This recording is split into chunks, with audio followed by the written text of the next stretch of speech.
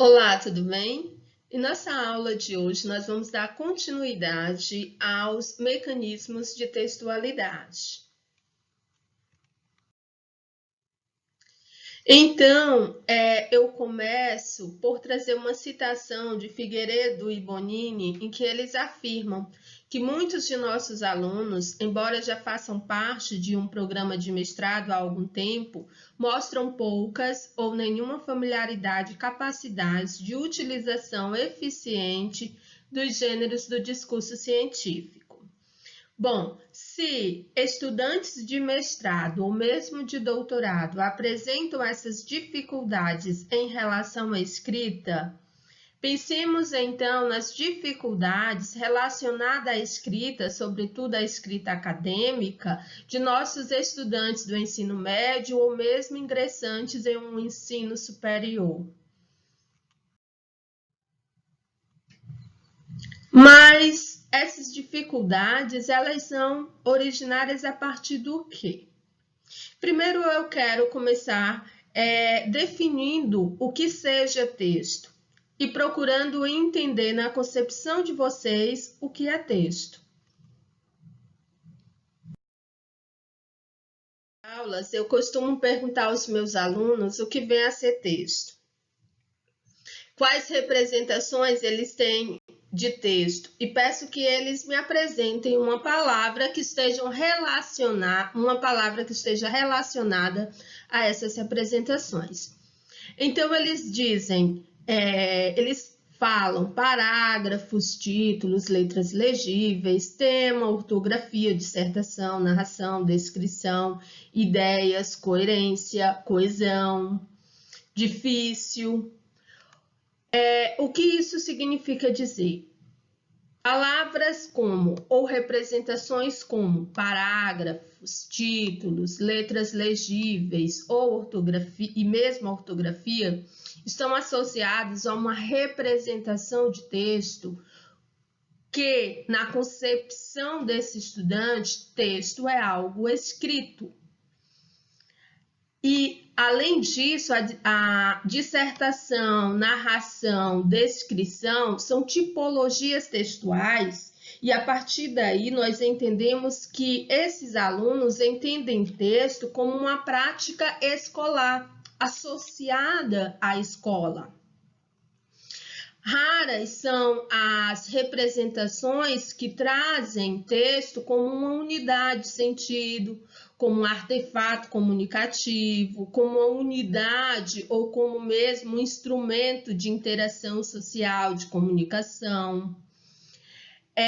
E há aqueles ainda que refletem nessa representação a dificuldade de escrever, ou seja, escrever é algo difícil, produzir texto é algo difícil. É como se para esses alunos eles não tivessem o conhecimento de que nós nos expressamos por meio de textos. Nós interagimos através de textos. E claro que o texto é extremamente importante. E quando eu amplio essa representação de texto para algo maior, algo que me representa, algo que representa o próprio indivíduo em sociedade, e é por meio desse instrumento que ele se comunica, eu passo a entender, ou melhor, a desconstruir essa representação de que texto seja algo difícil. Essas representações de texto estão também relacionadas às práticas escolares de ensino e aprendizagem na escola e também às próprias representações dos professores, como também estão relacionadas a, muitas vezes, as ferramentas de consultas que se utiliza no dia a dia. Por exemplo, o dicionário Aurélio vai nos dizer que texto é um conjunto das palavras de algum livro ou escrito. No segundo momento, segunda definição, Texto é um conjunto de palavras que se citam em apoio de opinião ou doutrina. Texto é uma citação.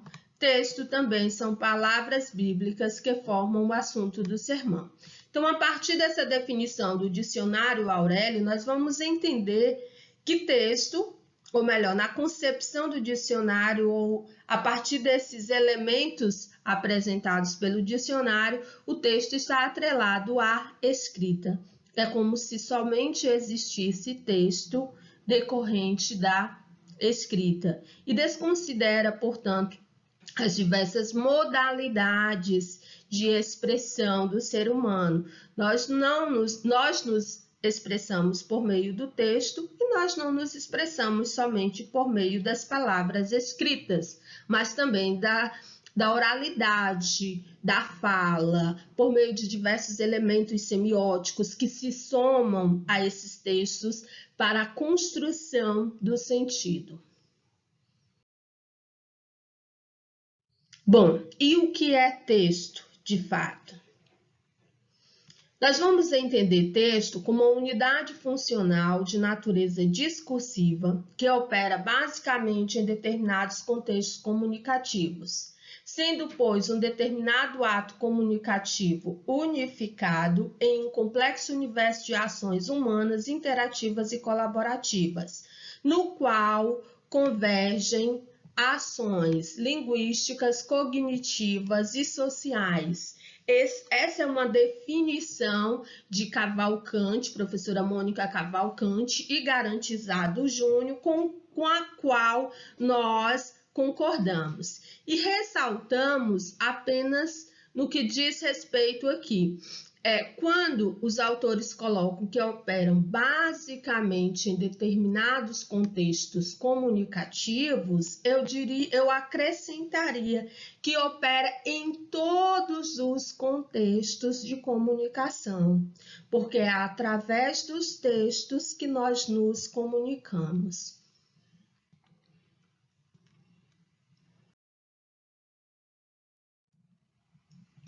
Nesse sentido, o texto como artefato comunicativo, ele tem uma função dialógica particular, autor e destinatário, ou seja, os interlocutores, mantêm relações dialógicas com outros textos, que são os textos enunciados.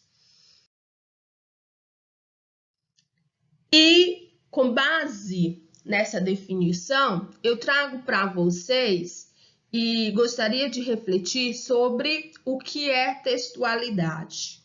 O conjunto de características que fazem com quais são as características que fazem com que um texto seja um texto e não apenas uma sequência de frases, que fazem com que um texto ele passe a ser interpretado e compreendido como este artefato comunicativo.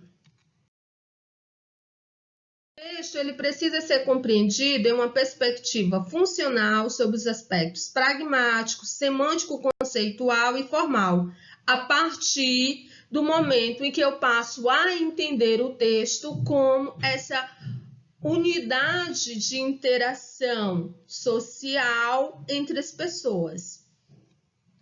Bom, nesse sentido, o que seria esse aspecto formal? O aspecto formal, ele diz respeito ao aspecto linguístico, a coesão, né? Através dos procedimentos particulares de pronominalização, de sequenciação, de conexão entre as ideias. No que diz respeito ao aspecto semântico-conceitual, aqui nós temos no nível lógico, né, semântico, de construção de sentido, de representações de sentido do texto. E no que diz respeito ao pragmático, é a relação que se estabelece entre o texto e o contexto de produção. E quais os fatores de textualidade? Os fatores de textualidade são inúmeros, São diversos, mas de acordo com Belgrand e Dressler, são 7 os fatores de textualidade. Que vai nos apresentar os fatores de textualização, os mecanismos de textualidade, a partir deste quadro, em que ele vai dizer que o texto, como processo e produto, participam autor e leitor. E como processo e produto, devemos considerar a configuração linguística e a situação comunicativa, em que nós temos, na configuração linguística, o conhecimento linguístico, o denominado cotextualidade, que são os critérios de coesão e coerência, e no que diz respeito à situação comunicativa, contextualidade, que são os critérios de aceitabilidade, informatividade, situacionalidade, intertextualidade e intencionalidade. Aqui um texto do Jornal da USP, Desmatamento da Amazônia dispara de novo em 2020. É uma notícia abordando sobre o desmatamento da floresta amazônica. Dados de satélite revelam um aumento de 34% na taxa de derrubada da floresta nos últimos 12 meses. A destruição da floresta amazônica segue em ritmo acelerado no Brasil.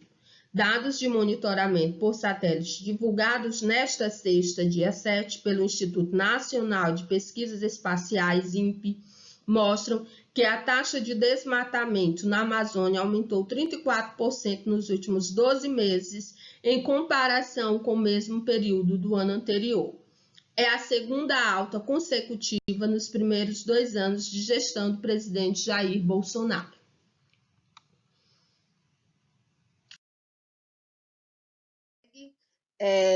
Apresentando diversos elementos multimodais, constituído por uma linguagem multimodal, com imagens fotográficas, apresentação de gráficos, letras em formatos e em cores diversas. E aqui eu trago estes 2 gráficos que eu destaquei do texto para procurar estabelecer e melhor explicar esses critérios de textualização. Primeiro, eu ressalto no que diz respeito à intencionalidade, que refere-se ao empenho do produtor em construir um discurso coerente, coeso e capaz de satisfazer os objetivos que tem em mente numa determinada situação comunicativa, que o autor tem como objetivo informar e até mesmo convencer de forma preocupante acerca do crescente desmatamento da floresta amazônica. Para isso, ele se utiliza de uma linguagem persuasiva, argumentativa, trazendo inúmeros elementos com o objetivo de argumentar, com o objetivo de fundamentar o seu ponto de vista, como, por exemplo, esses gráficos que ele apresenta. Em relação ao critério de intencionalidade, nós vamos observar que o critério de aceitabilidade tem uma relação muito próxima, eu diria uma relação profunda com esse critério anterior, porque a aceitabilidade ela surge como consequência da intencionalidade do autor. E a aceitabilidade ela constitui a contraparte da intencionalidade. Quando as pessoas elas interagem por meio da linguagem, elas se esforçam por fazer-se compreender e procuram calcular o sentido do texto ou dos textos, partindo das pistas que ele contém, ativando seu conhecimento de mundo, da situação, etc. Então, nesse caso aqui, o autor procura fazer com que o seu leitor leia compreenda e, sobretudo, se preocupe em relação ao fato, à problemática apresentada, que é o crescente desmatamento da floresta amazônica. Um outro critério que eu quero destacar diz respeito à informatividade, que é o conhecimento partilhado entre os interlocutores a partir da relação de interação entre eles e pela consonância entre informação dada e informação nova. No que diz respeito, por exemplo, à informatividade, o seu autor considera que o leitor deste texto possui informações prévias, conhecimentos prévios, por exemplo, no que diz respeito às siglas dos estados em que está presente a floresta amazônica. O autor desse texto considera, por exemplo, em relação ao leitor, ao seu leitor, que este leitor possui um conhecimento de letramento de gráfico, um conhecimento no que diz respeito ao letramento da leitura e compreensão de gráficos. Em relação à situacionalidade, que diz respeito ao contexto comunicativo que envolve todos esses outros critérios e orienta tanto a produção a partir da intencionalidade, da informatividade, como também a recepção quanto à aceitabilidade do texto e dessas informações, trazendo, portanto, um contexto mais amplo. Essa situacionalidade ela vai dizer respeito aos fatores contextuais que favorecem essa comunicação. E aqui nós vamos encontrar, na leitura desse texto, âncoras necessárias que, no que diz respeito ao tempo, ao espaço geográfico, quem é o autor desse texto, onde esse texto foi publicado, etc. E para demonstrar o critério de intertextualidade, eu trago aqui uma notícia da Folha de São Paulo, que aborda também sobre o desmatamento da Amazônia no período de agosto a julho de 2020. Esse critério da intertextualidade, que é a relação existente entre os textos, precisa ser considerado no momento da escrita acadêmica de vocês, porque vocês precisam, de forma explícita ou mesmo implícita, apresentar as citações, as fontes de onde vocês pesquisaram, as fontes pesquisadas para fundamentar, para melhor estruturar, para melhor traduzir as suas intencionalidades frente à escrita acadêmica dos textos de vocês. Se nós observarmos aqui a relação entre os dois textos, o primeiro do Jornal da USP, Desmatamento da Amazônia dispara de novo em 2020, nós vamos observar que o texto Folha de São Paulo também traz aqui como primeiras palavras desmatamento da Amazônia, mas aí cresce, cresce 34% de agosto de 2019 a julho de 2020. Enquanto o primeiro texto usa aqui a palavra dispara, o outro, de uma forma mais atenuante, no sentido de suavizar, eufemizar o termo, coloca aqui cresce.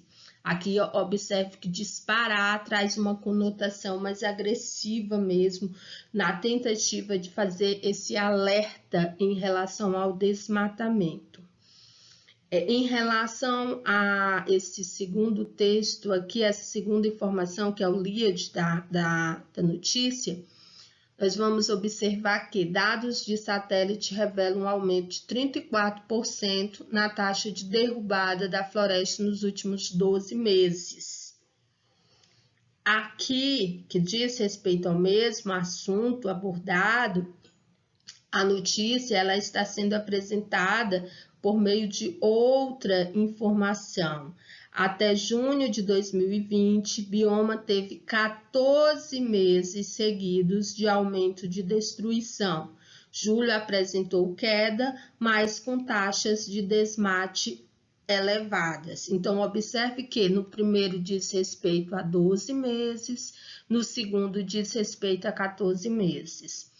Isso é para mostrar para vocês que essa relação intertextual ela é extremamente relevante, mas é importante que essas informações, que nós, enquanto produtores de texto, em relação a essas informações, procuremos sempre identificar as fontes, identificar os dados, sobretudo em se tratando das escritas de vocês, enquanto estudantes, no momento da escrita acadêmica, esses dados eles precisam estar realmente condizentes com o contexto, com a realidade, não podem, não devem traduzir de forma inverídica as informações. Na nossa próxima aula, nós iremos dar prosseguimento a esse conteúdo, abordando sobre coerência e coesão. Trago aqui um texto, Tecendo Amanhã, de João Cabral de Melo Neto, importante poeta brasileiro pernambucano. Um galo sozinho não tece uma manhã, ele precisará sempre de outros galos, de um que apanhe esse grito que ele e o lance a outro, de um outro galo que apanhe o grito de um galo antes e o lance a outro, e de outros galos que com muitos outros galos se cruzem os fios de sol de seus gritos de galo, para que amanhã, desde uma teia tênue, se vá tecendo entre todos os galos, e se encorpando em tela entre todos, se erguendo tenda onde entrem todos, se entretendendo para todos no todo amanhã, que plana livre de armação, amanhã, todo de um tecido tão aéreo que tecido se eleva por si, luz, balão.